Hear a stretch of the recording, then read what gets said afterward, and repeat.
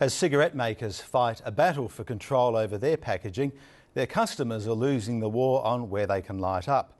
Bus stops and family cars are the latest targets, and soon alfresco dining could become smoke-free as well. But not everyone is happy to butt out, as Rebecca Bryce reports.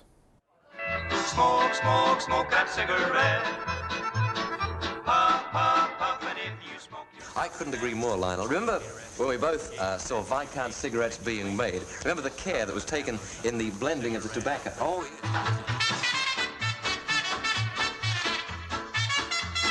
It's a hazy and distant memory, the days when smokers could freely partake of their habit in public spaces, such as offices, pubs and restaurants. But as condemnation of the practice has grown, so too has the marginalisation of its practitioners.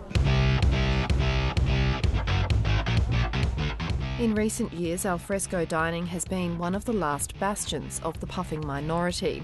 But if the state government has its way, by 2016, outdoor dining areas will be off limits to the 1 in 5 South Australians who smoke. To get a head start, some councils are halving the cost of outdoor dining permits for cafes and restaurants that quit the habit now. The aim was to reduce, but hopefully to stop the incidents of smoking on our main streetways, like on the street front of King William Road, on Unley Road and I guess to a lesser extent Goodwood Road. But for Unley Council traders it seems it's too much of a drag. No one has taken it up. My understanding is that at this time one restaurant is showing some interest, and it would seem that a lot of people are now perhaps waiting and seeing what other people are doing before they follow suit, or maybe even waiting for their renewal. And not seeing the price difference as being worth the risk of losing their smoking customers. The 50% discount that we would receive would amount to less than a coffee a day. And we've done our maths and crunched our numbers, and we believe that we'd probably lose more than a coffee a day should we make the outside tables non-smoking. Having said that, the other side of the coin is that we'll get the non-smokers in here, but I don't think it will drag them in. You know, I'll probably more find a place we can smoke at, but yeah, but if there wasn't a place to smoke, I'd probably, you know, if I was hell hungry, I'd probably just grab the feet and have a smoke when I left. I reckon they should have maybe two or three tables where you can smoke, and then have the rest set aside. And if you've got kids and all that, probably just eat inside.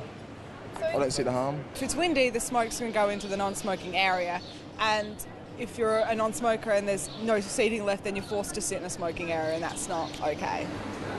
Cafe manager Alessandro Fada wants certainty. We believe that the council should either make a decision one way or the other, so then everyone is obliged to follow suit, and that way no one can possibly lose out. 78% of the population would like to see these areas be smoke-free, become smoke-free, and it's the last place where workers are exposed to second-hand smoke. So people working in these areas have to put up with smokers, and it's from an occupational health and safety point of view, we would say that's unfair. Not surprisingly, the Cancer Council supports the alfresco ban. It says the arguments now being presented are virtually the same as those brought up about indoor bans over a decade ago. Most people in the hospitality industry thought they would lose business, but I think if you visit most restaurants around the place now, they're full of people, and the fact that you can't smoke in them has made no difference at all. So I think it will make no difference as well if the alfresco areas are smoke-free. So far, about 15% of traders in the city seem to agree. That's the proportion that have taken up the half-price permit deals offered by the Adelaide City Council. In all, it's about 60 cafes and restaurants, including this one. For us, it's about $500. It counts per table and per chair, and for our size outdoor area, $500 is quite handy. It's quite good, yeah. Abdullah Daya thought the deal would take effect from next year, so he was surprised to receive a refund on this year's permit. We've worked the area as a non-smoking venue very softly for many years, and for this to be truly set in paper is excellent for us. They're not really scared. Our clients are very understanding with the non-smoking laws and whatnot, and how it sort of affects their health, obviously. The Lord Mayor believes the better take-up in the city is a matter of numbers. So we have several hundred outdoor dining venues, and in fact I'd like to see several hundred more, whereas Unley has a far smaller uptake, and I think it's a cultural thing as well. So there are businesses who have got the feedback in the city that they would prefer that. I would have expected a similar take-up in Unley. I would have hoped that maybe 50% would take it up, but clearly that's not the case. For an extra challenge, the Adelaide City Council is trying to get the gaspers out of Rundle Mall too.